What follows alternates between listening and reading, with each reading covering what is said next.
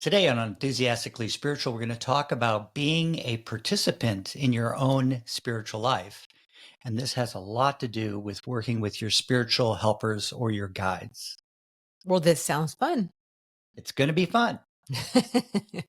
So today, what's on my mind is one of the things that's occurred to me over the last week, and you might say I'm relearning or, becoming more and more aware of, is that when I work with my spiritual helpers or my guides, I need to be clear about what my decision is, what my direction is. Then they can move in and back me and they can help me, check out if that decision's in my best interest. Is it the right timing? Is it realistic? Those are some of the questions I can check, but no one can do it for me. And my guidance are not there to live my life for me. They're here to assist me on my journey. In fact, one of my key mentors used to say, I don't want my guidance to, do anything for me. I just want them to point the direction. How does that resonate with you, Teresa? Well, that resonates with me big time because most of my life I had no idea I had guidance or no idea I had spiritual helpers or angels or whatever you want to call them, listeners. But I always had a direction and now that I know what I know, which we sometimes say, right? You don't know until you know what you know. Now that I know and understand that, I recognize, oh yeah, well, I've obviously had this presence around me that's guided me. Of course, I have to make decisions, but even when I made really crap decisions, there was guidance around it. So I've always had this through my whole entire life. So that really resonates true with me. Or I should say it rings true. Ding, ding, ding. Sounds great. So a lot of folks I meet, they first get involved with checking with their guidance or, in that profile that we talk about, gifts and guidance, we show people how they can communicate with their guidance.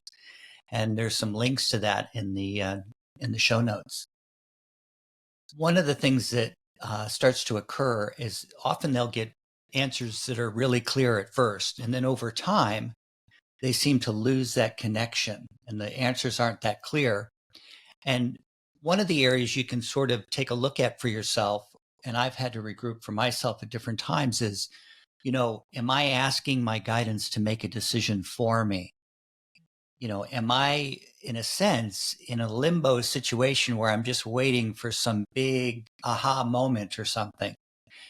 So you could say, in that situation, there's a little fear there that's holding me back from just moving forward. And that's because there's a lot of pressure in our society to do the right thing and to do it the first time and get it correct. Well, spiritually, that's not how things really work.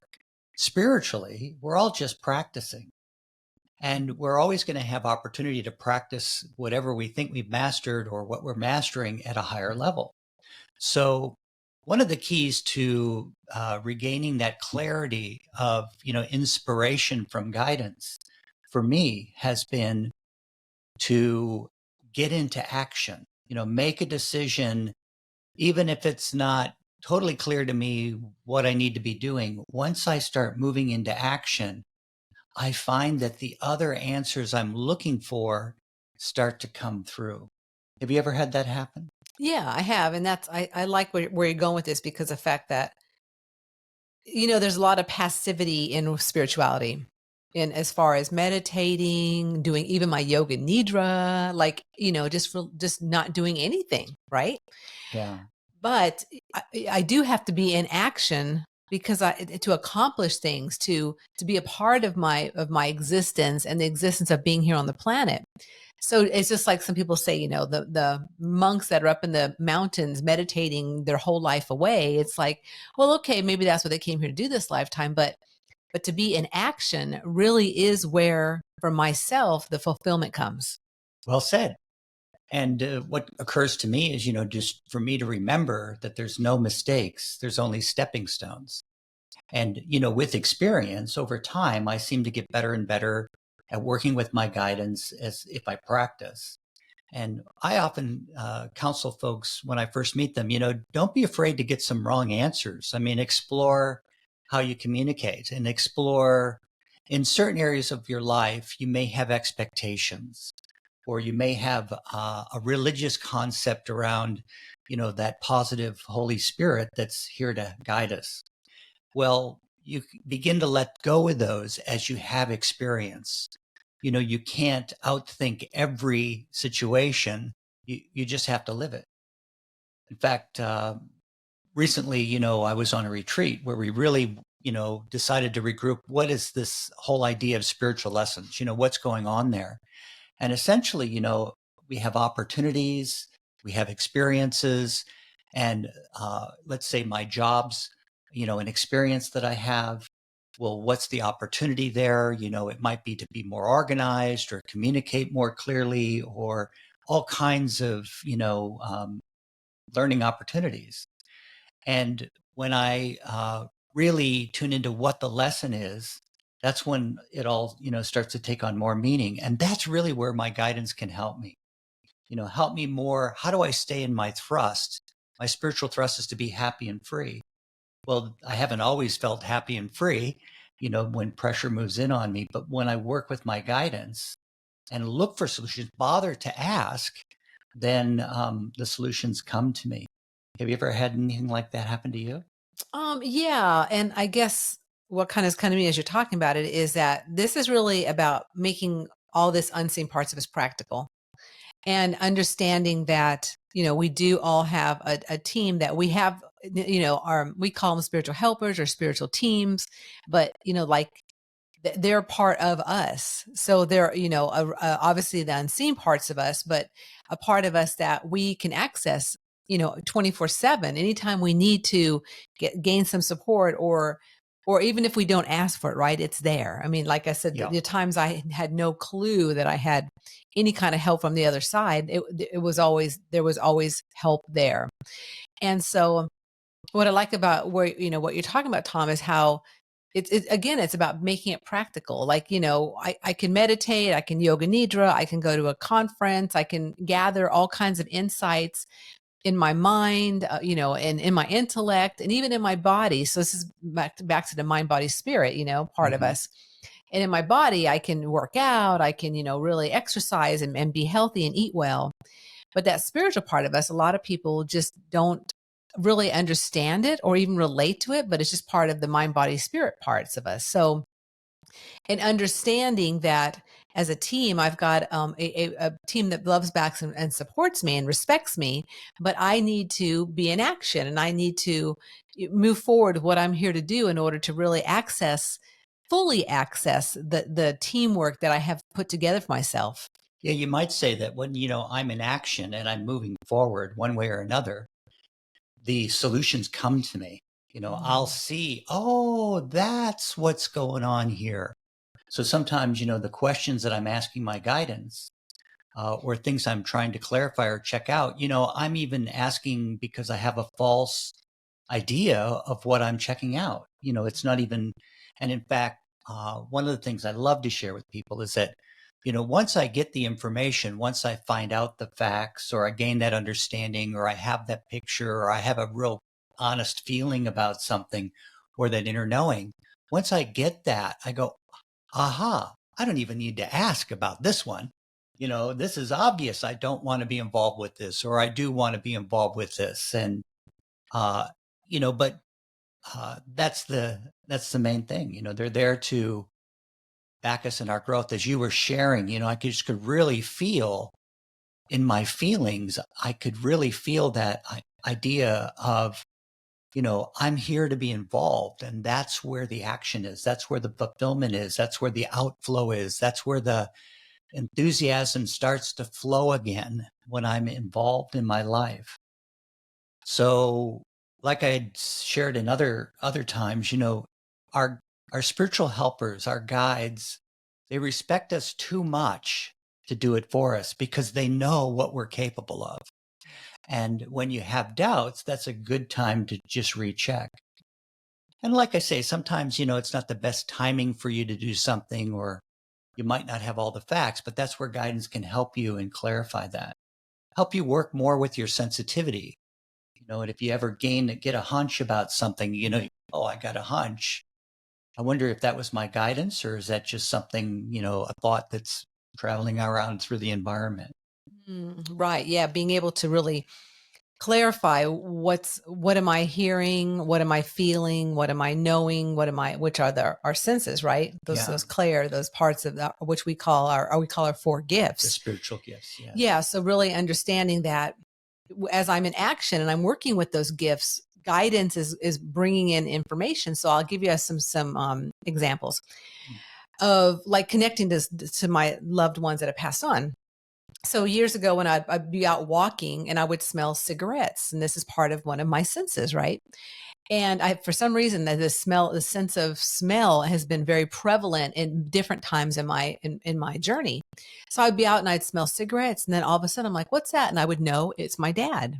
Or I would smell roses. And this is a really good one. I might have shared before, but it's been a while, or maybe I haven't. So I'll just share it anyway.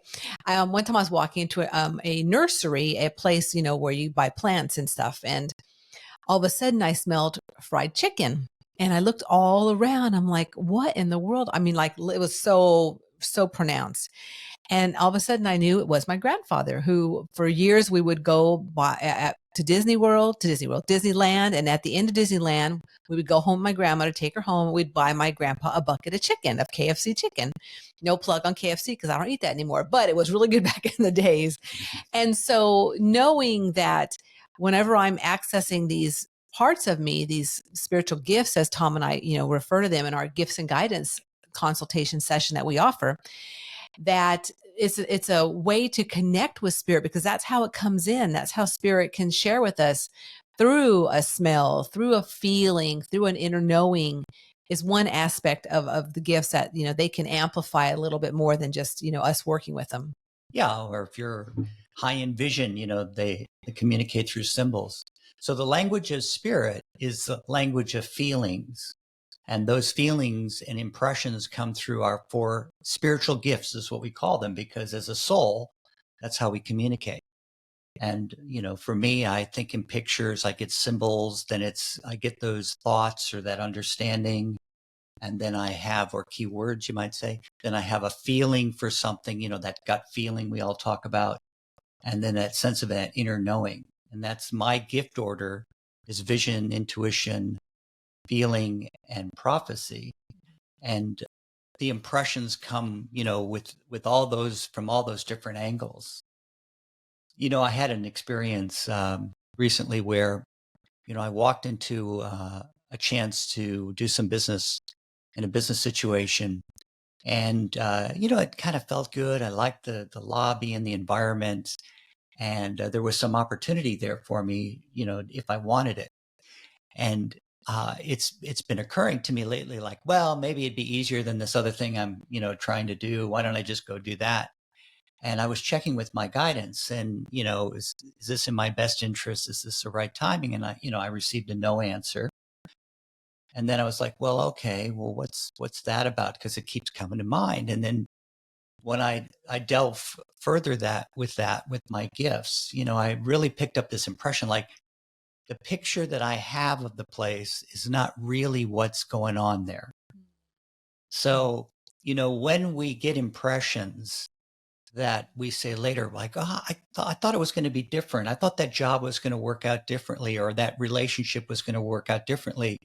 You know, this is a kind of $1 million tip here, is that it's sometimes because we have a fixed idea or a fixed impression of what we think we want. And sometimes that opportunity, even though it may appear to us from an intellectual point of view, that it's right for us, if you really had the full inside scoop on the place, it wouldn't be great for your energy, or it's not the best thing, for your energy. The great thing about your guides, as you mentioned, is, they back you no matter what. And they'll always be around. And if you've ever experienced those chills or goosebumps when you're really in the flow, I get them a lot playing music, and when I'm really listening to the other musicians and tuning in and almost anticipating, what somebody's going to play next. And that doesn't always happen. Sometimes I'm thinking too much, and then I'll get chills. And then just a reassurance for me, what that means is it's a reassurance that I'm spot on. I'm in the right place at the right time. I've achieved my goal and that kind of thing. Yeah. So what comes to me too about that is the fact that it's almost like layering, like a layering. I'll make sure I get that word correct. Layering. So as a soul, we're energy, and we are obviously here on our journey, life, whatever. And another layer of that journey is the fact that we've got these beautiful guides that are working with us. And so what Tom and I work with and our beliefs, so there's all kinds of guides, right? There's ascended masters, there's, galactic beings, there's, elementals, there's all kinds of things that people, pull in and work with. And A lot of different energies and absolutely. consciousnesses that you'll hear people share about. Yeah. And so what we work with and what we help people connect with in our session, the gifts and guidance session, is that it's energy of souls that have been here on the planet. They have gone through their life and they've mastered some piece that you are here to work with. And so you choose them before you come in to actually support you in that mission of what you've come in to work with. And we each have, some people have one or two, some people have 5 or 6 or 7 or more. It depends on what you've come to do. But they are, I guess you can call them angels, we call them guides, but you've connected with them before you came back into this body. So it's a contract together, a working, contract. And once you get back, then they start working with you. And again, like I mentioned earlier, I had no idea, for decades that I had any kind of support or guides. I didn't even think about it, honestly. I mean, so to be able to understand and relate to the fact that, wow, I have this support on these pieces that I'm putting together for myself this whole lifetime with certain angels and certain guides that are really, that have mastered that, is really a pretty cool thing.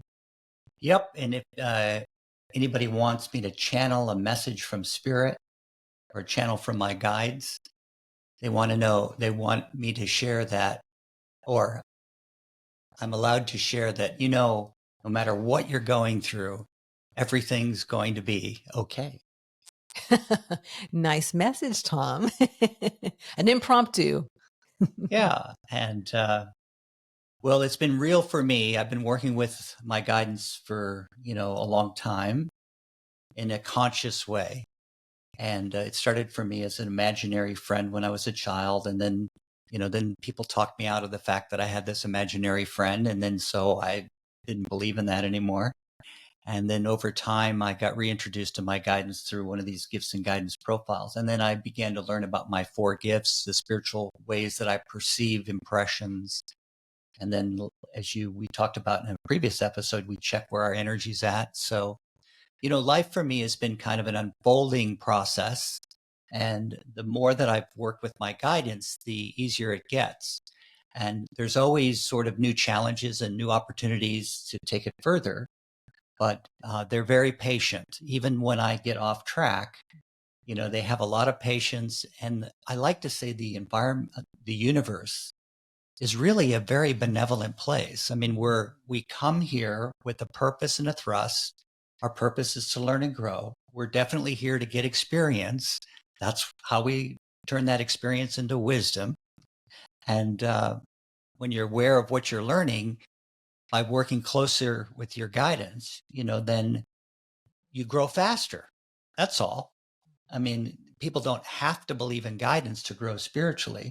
It just helps us grow faster. And if you're listening to this podcast or watching this on YouTube or Rumble, you'll know that there's many people that, share about these things, but that, it's okay to just relax, take one step at a time, and be patient with yourself as you're moving through that process.